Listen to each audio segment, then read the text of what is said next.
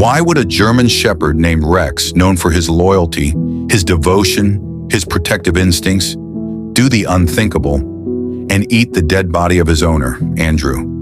Not out of hunger, not out of survival, but for a reason that, when uncovered, will shock you to the very core. This isn't a tale of a starving dog in some abandoned village, nor of a beast gone feral in the wilderness. This is a modern story, set in the heart of the city, in a clean apartment, among the hum of traffic, glowing screens, and endless distractions of urban life.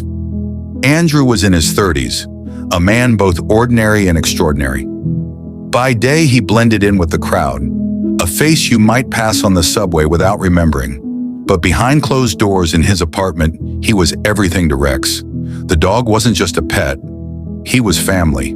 To Andrew, Rex was the one presence in his life that never betrayed, never lied, never left. So when Andrew died, suddenly, without warning, Rex didn't just mourn. He didn't just howl or lay down beside his master.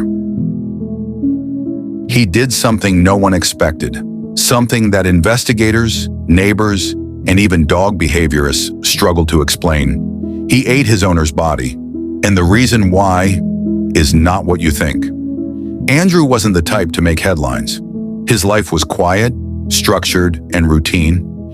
He lived in a modern apartment complex on the 12th floor, where the glass balcony overlooked the bustling streets below.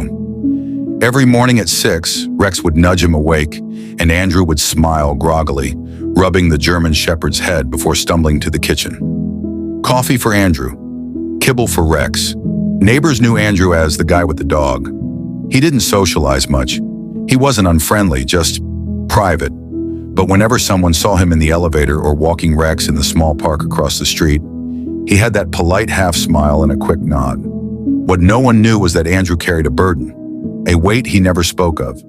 Sometimes when he thought no one was watching, he'd sit on the park bench while Rex played, staring blankly at the skyline, as though he wasn't really there. Rex, sensitive and intuitive, would often trot back and rest his head on Andrew's knee, grounding him. In many ways, Rex was more than a pet. He was Andrew's tether to the world. Without him, Andrew might have drifted too far into the shadows of his own mind.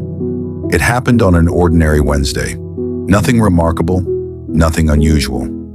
Andrew woke up late, which was strange for him, and skipped breakfast. He left his coffee untouched, his eyes heavy, his movements sluggish. Rex whined, sensing something wasn't right.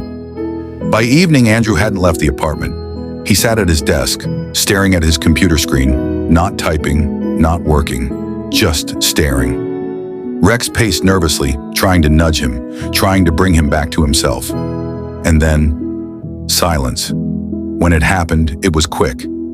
Andrew collapsed, his body hitting the floor with a thud, a sudden heart failure, though no one would know until later. Rex barked frantically, pawing at his owner, licking his face, whining louder and louder. But Andrew didn't move, didn't respond, didn't breathe. The apartment was sealed shut. No one came. Hours turned into a day turned into 2, and that's when the story began to twist. When the authorities eventually entered Andrew's apartment, tipped off by concerned neighbors who hadn't seen him, they were met with a haunting scene. Andrew's body lay still on the floor, and Rex was there, his muzzle stained, his behavior frantic, protective, desperate. He had eaten part of Andrew. The news spread quickly, neighbors whispered, online forums exploded with theories. People asked the same horrified question: why would a loyal dog do such a thing? Experts rushed to answer. It was hunger, some said. Instinct. Survival. Others argued that dogs sometimes do this when their humans die, a primal reaction. But those who had seen Rex and Andrew together knew it couldn't be that simple. Rex wasn't starving. There was still food in his bowl. This wasn't about survival.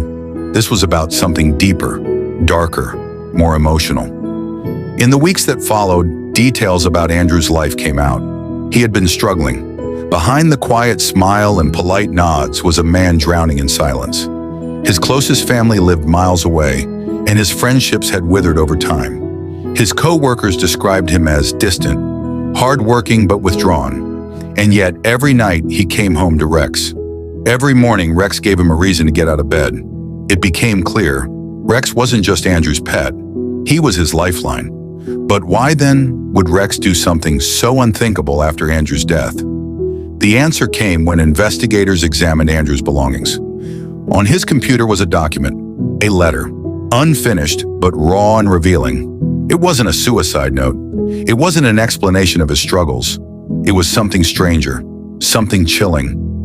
Andrew had been writing about the bond between humans and dogs, about legends where dogs didn't just guard their masters in life, but also in death. He wrote about rituals, about loyalty that went beyond the grave. In one paragraph, nearly hidden among his rambling, he had written, "If I ever die, I hope Rex carries a part of me with him, not just in memory but in body, so that no matter what happens, he and I are truly one." The revelation sent shivers through everyone who read it. Andrew hadn't wanted to die, but he had lived with a belief, maybe even an obsession, about unity, about not wanting to leave Rex behind completely. In his own way, he had planted the seed. Dogs are sensitive creatures. They sense emotions, intentions, energy. Rex, in his confusion and grief, might have done what Andrew unconsciously wished. Not because he was hungry, not because he was wild, but because he loved Andrew so much that he couldn't let him go. The act wasn't one of betrayal, but of loyalty, a horrifying, gut-wrenching, deeply emotional act of love, twisted into something that human eyes could hardly bear to understand. Rex didn't eat Andrew out of need. He did it because, in his primal, loyal heart, it was a way to keep Andrew inside him, forever. Rex was taken into care after Andrew's death. Some said he should be put down. Others said he should be studied. But those who had truly seen the bond between man and dog saw something else. Devotion beyond comprehension. The story spread online, dividing people. Some were horrified. Others were moved to tears. But all agreed on one thing. This wasn't just about a dog eating his owner. This was about love. About a connection so strong it blurred the line between loyalty and madness, devotion and despair. Rex, the loyal German shepherd, hadn't just lost his owner. He had carried out Andrew's final wish. A wish Andrew hadn't spoken aloud, but had left lingering in his heart and in his words. And so the question remains, why did Rex eat Andrew's dead body? Not for food, not for survival, but because love, when pushed beyond the edge of grief, can turn into something both beautiful and horrifying. Because Rex couldn't stand the thought of Andrew being gone. Because Andrew's last words, even if never spoken aloud, echoed in Rex's instincts. It wasn't the act of a monster, it was the act of a friend, a guardian, a soul refusing to let go. And that, my friends, is the shocking and heartbreaking story of Andrew and his loyal German shepherd, Rex.